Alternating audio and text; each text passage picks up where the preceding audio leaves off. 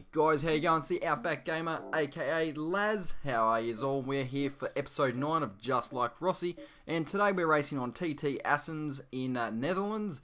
And I've got to tell you, this is a bit of a, not too tricky, but there's quite a few little twists and turns and a few sharp corners that you don't really want to hit too hard. Not if you're doing it for real anyways, but luckily this is just a game. And I managed to pull out her. I don't think I did too bad, but I don't think I did too good at all either. So let's get cranking. I've got a bit of a story for you today.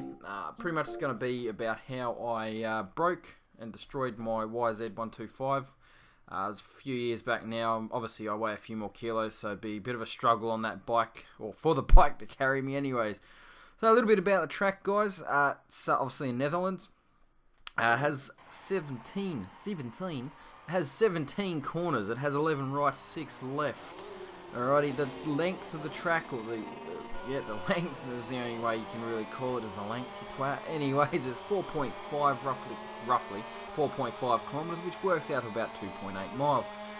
Now, guys, we're in the Netherlands. It originally was used the first time in 1925 for the Dutch TT, which is a tourist trophy for those of you who don't know, which is obviously motorbike. Yeah. Alright. Yeah, don't really want to know who the winner was. Anyways, let's just get into the story. We'll just get into it, eh? How about we do that? Why not? Anyways, guys, what happened? I went out. Obviously, you was watching the series, you would have known now know why and how I got my motorbike, which was the YZ, a long time ago. And I used to go riding with a few mates, and they were pretty good riders.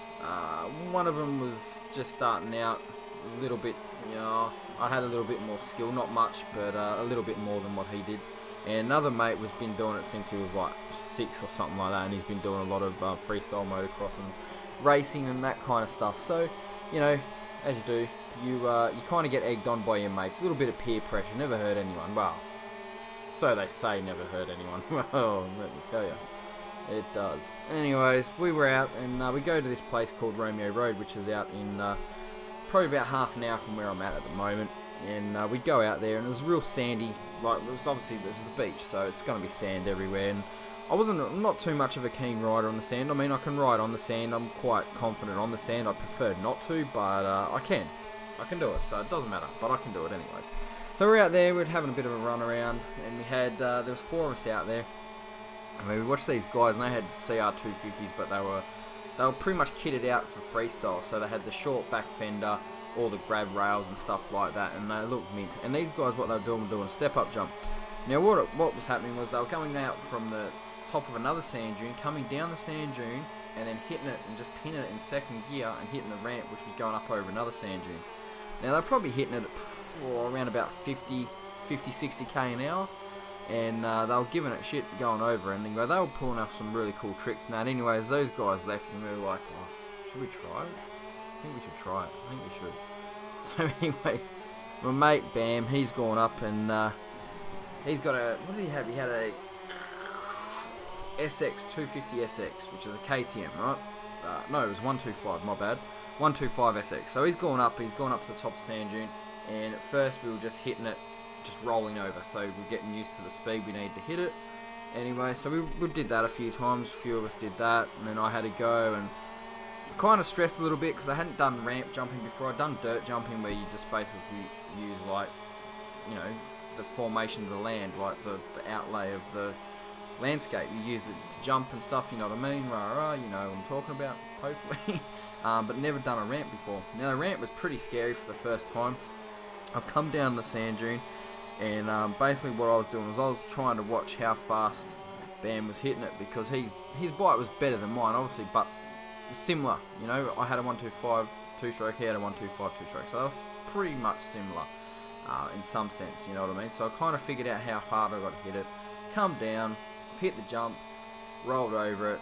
Oh yeah, not too bad, but just as you're coming down, it's bumpy, it's kicking, the back end's kicking out, the front's digging into the sand, and then you just give it shit going up the ramp, and you're off. It was a pretty cool feeling to do it, and to be actually able to land it. Anyway, so I sat back, I had another couple of goes, my other mates had a couple of goes. The guy that was on, I think he had a RM 250, he was riding that, and he was hitting that pretty hard. Anyways, he was kind of landing a bit further down on the sand dune.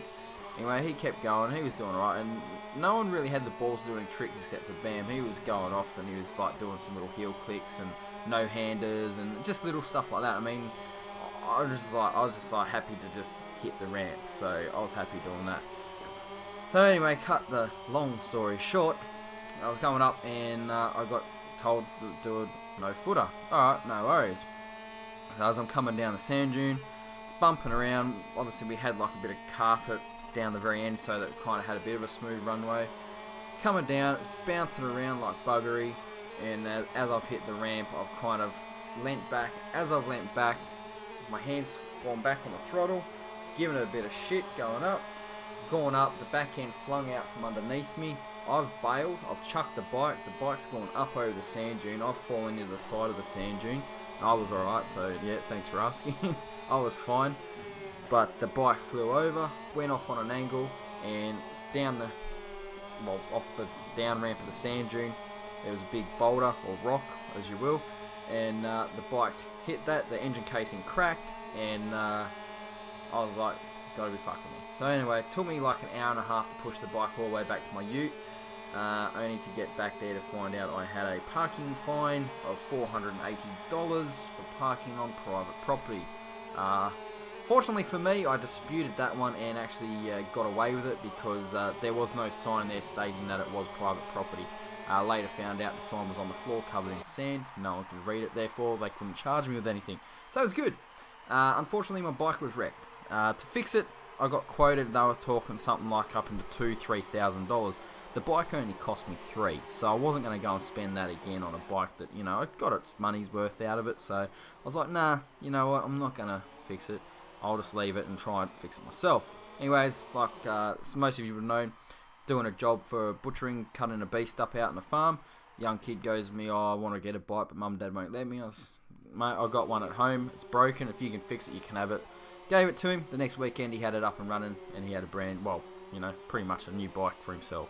Anyways, guys, I hope you're enjoying this series. Leave me some feedback down below, as always, and cheers. Catch you soon.